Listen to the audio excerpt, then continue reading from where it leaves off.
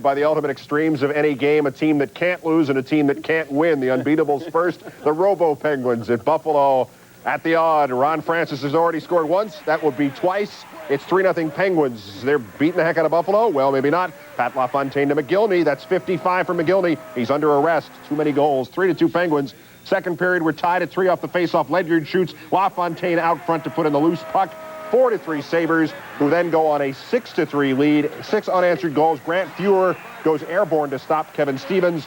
6-4 Buffalo. Pens pull the goalie, and McGillney comes in, ties the Sabre record for most goals in the season with 56. The record was set by Danny Gare back in 1979-80. In the interim, LaFontaine ties Mario Awards. You all know that.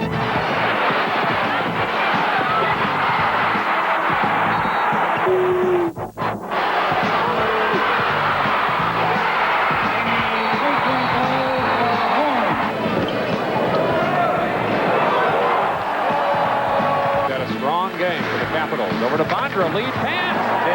Oh, that's a goal. Right into your living room or wherever you are. Yeah.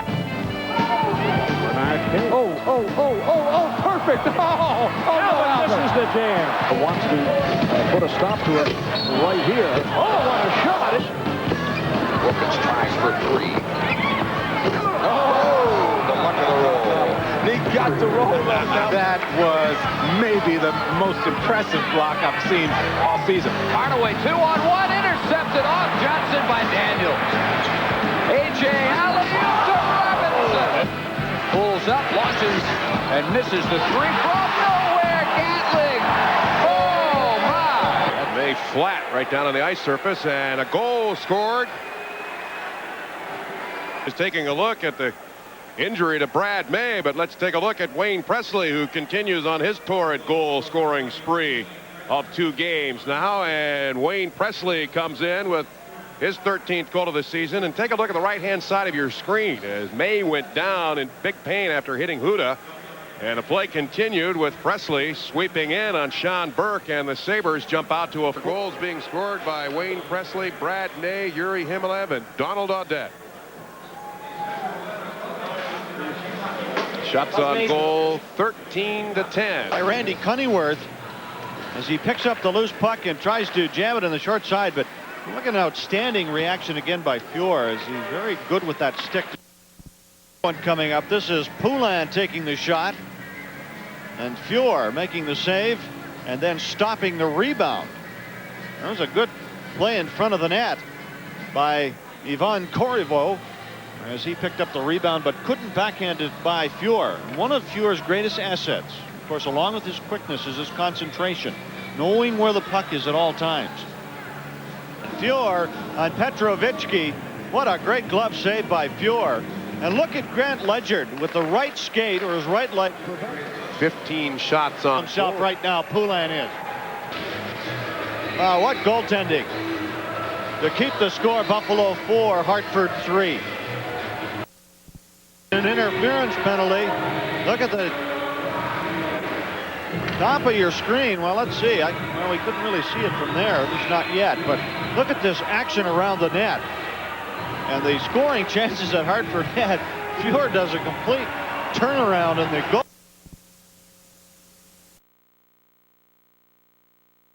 And Hartford battling back in the second and third within 1. And the Sabres and our director here in Hartford, Joe Graneri, along with our ghost director this evening, Kevin Collin. This is John Gertler along with Jim Lorenz leaving you from the Ice House in Hartford with the final score. In front of the net that Fuhr stops. That was Guerin who let the shot go. Leverage, and McKay considered one of the tougher players in the NHL. Just forces way over the board, so I'm sure the two will meet again, at least in some room to move. Now, McKay came over from the Detroit Red Wings along with Dave Byers. Compensation for Detroit signing free agent Troy Crowder. Last year, McKay had 246 penalty minutes.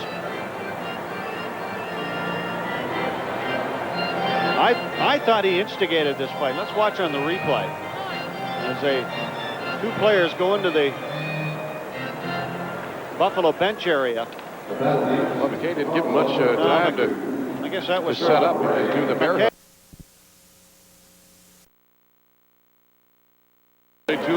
this season, currently on a 4-game streak with 5 goals and 5 assists. And Grant Fuhr plays this one perfectly. Take a nice level shot. Richer set up and just trying to get it low, and Fuhr is quick with that. Popularity contest. Then it's no contest at the center position in the East. Shaquille O'Neal rounded up nearly 250,000 more votes than incumbent Patrick Ewing, who had started the penalty and a near total absence of checking. The hoopsters took their exhibition pretty seriously. In fact, at times it got downright chippy. Mark Schwartz has more. This year, for once, it didn't look anything like the slam dunk contest. In fact, at times it felt more like demolition derby.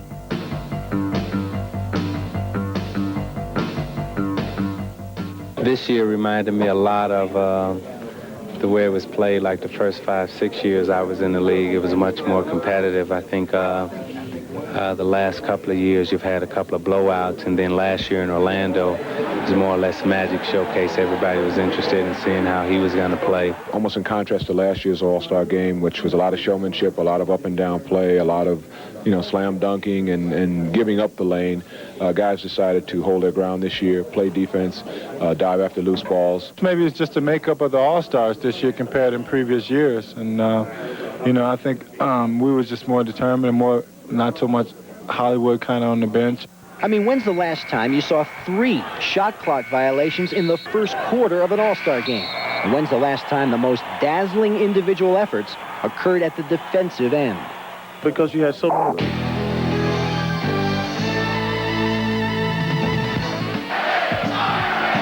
now the crowd chanting Iron Man. I love it. They had a preconceived notion, and now they may have a hero for a little while. He's got to really pound the body, and there was one on the border. And that was south of the border. And now the puck squirted loose, almost got in the net. Danico stepped up, couldn't get it. Nolan in, Nolan shot, score! Off shooting side, couldn't control Duchesne. What a hit by Stevens. That one's on the VCR. 12,400. Closely and make sure he doesn't overdo things early in the spring and waits until, later on in spring training to really test it and really pop it. But there's no question in my mind John is going to be successful. I'm glad to be doing the ESPYs. Looking at you, kid. The American Sports Awards, the ESPYs, March 4th from the Paramount Theater in New York. Here's your chance to cast a vote for this year's classic play. Today's category, College Football Play of the Year. Play 1, Notre Dame's Reggie Brooks spins, breaks tackles, and takes a knockout hit while scoring against Michigan. Play 2, Western Washington's Chris Moore uses practically every limb of his body to make a tumbling catch. Play 3, with Florida and Alabama tied late in the SEC Championship, the Tide's Antonio Langham picks one off and takes it in for the game-winning touchdown. Operator. Operator, oh, won't you help me place that call? But before we do, let's review the choices one more time. For Notre Dame's Reggie Brooks and his tackle-breaking touchdown run against Michigan, push 1. For Western Washington's Chris Moore, using not only his arms, but his legs to catch a pass, push 2. For Antonio Langham's game-winning interception in the SEC Championship, push 3. Those are the nominees. Anderson pokes it free. Anderson off line, going to the net, backhand shot, scores! Brad Anderson with his 1,000th point.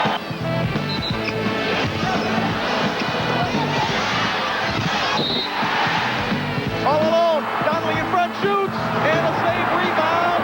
Save again by Wendell Young, who's hurt. He's back in the net with his mask knocked off. Feed on Thomas, gives it to J.R. Ryder. He misses. Santa Barbara grabs it and wins the basketball game.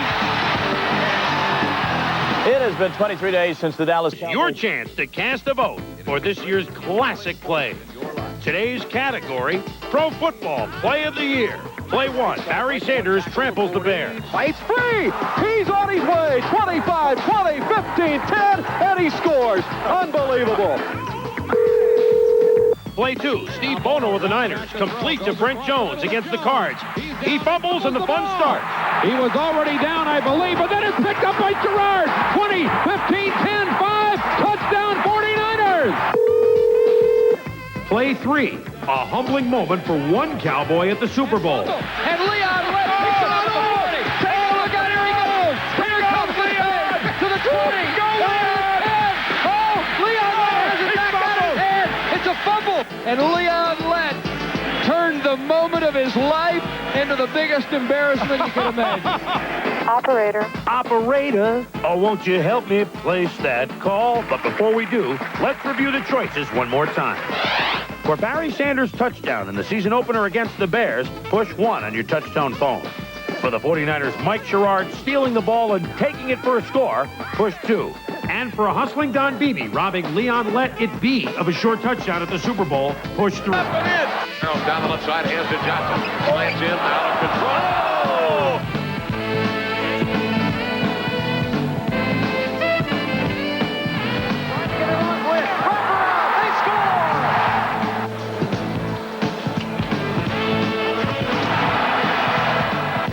Hopkins gets it in, does he?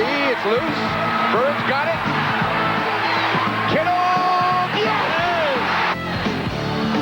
Gonna let it go. Michael with McRae to catch. Oh, my God. He got it! Tennis update, Tracy Austin on the verge of an upset. Ender Mogilny. And the hats fly out on the ice already. As Mogilny just drilled it right in at the 103 mark. Let's take a look at it. Top of the slot, a rare slap shot, and Chevalier had no chance. React to the speed and quickness. Now here it is right here. LaFontaine cuts to the middle, and you saw the defenseman go for it. The other Detroit defense tried to cover, but the puck's in the net before.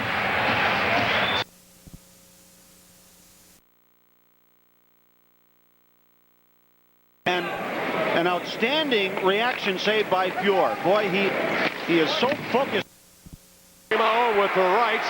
Ray trying to get position. Oh, Primo with a shot on the head of Rob Ray. They got Primo listed at 6'4", but my goodness, he looks as tall as a Rocky Mountain. Ray back up on his skates, ripping the sweater from Primo. Now the linesmen come in and stop him. Now they were just getting warmed up. But Primo is listed at 6'4", 220. He looks a lot bigger than that. And you put him out there at center. Of course, with Probert on the left wing, and you don't ask where's the beef on that line. Wow, that is a big line. Got Rob Ray at the end of his shift. We will see more of that this evening. Here's this play for Coffey as he comes out of nowhere. Watch him go to the forehand, and he tried to catch Fuhr napping, and that's virtually impossible. The quick release, and Fuhr made the save.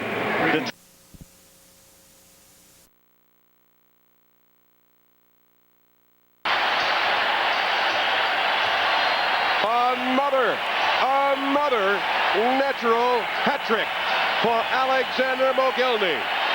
7th hat trick of the season.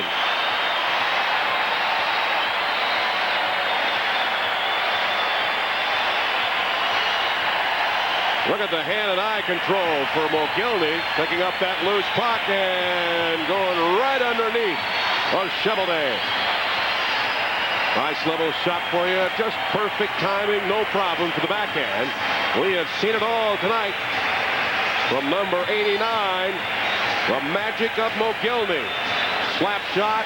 Nice wrist shot. And now the backhand. And Alexander net jumped up from the mooring. The Red Wings did not hold him up.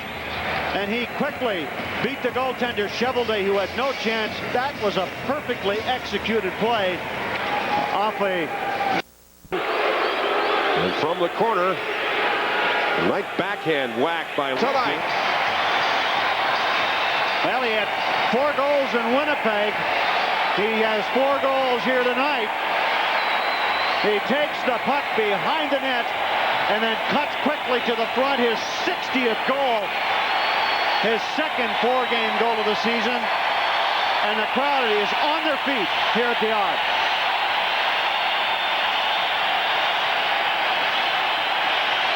by Mogilny. Mogilny quickly into the zone. Watch the move right here. Cheveldae never does recover and doesn't get any help from his defense. And the Sabres have a 6-2 lead.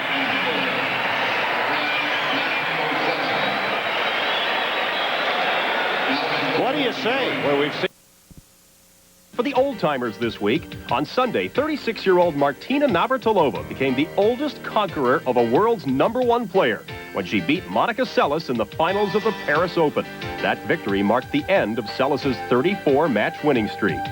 Former teenage sensation Tracy Austin is back on the court. The now 30-something Austin took part in the Everett Cup.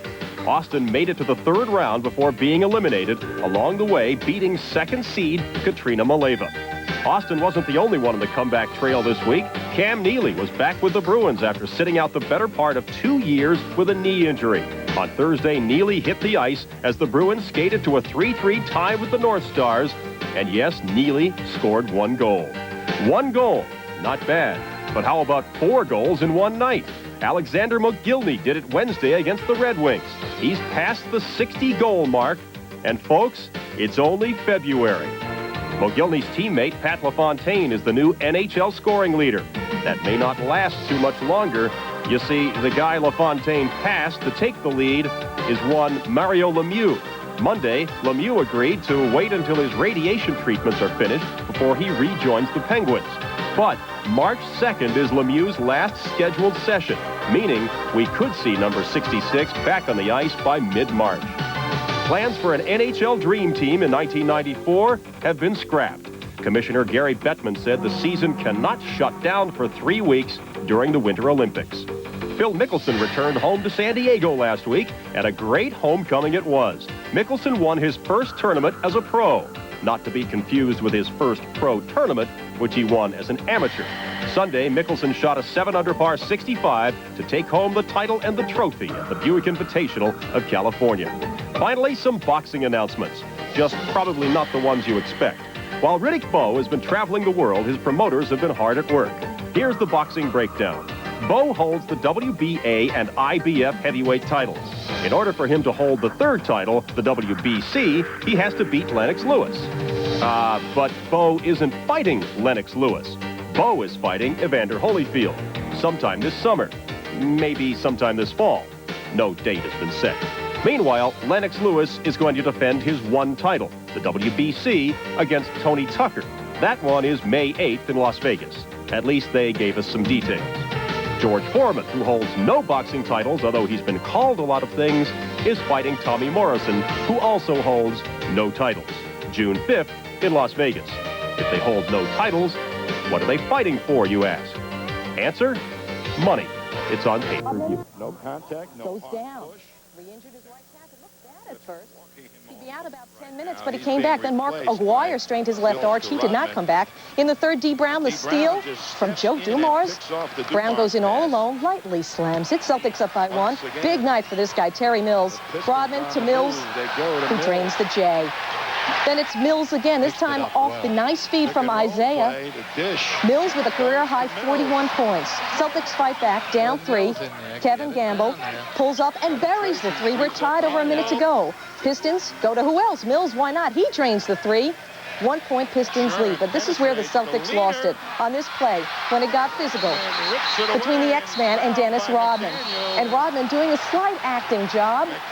X-Man getting the technical. He gets thrown out of the game. The Pistons hit the free throws, and that was the story. Detroit won it 99-95. The Pistons stopped the Celtics win streak at 3. Dumars, Isaiah, each scored 19. Isaiah Thomas, by the way, says he only watches Sports Center when the Pistons win.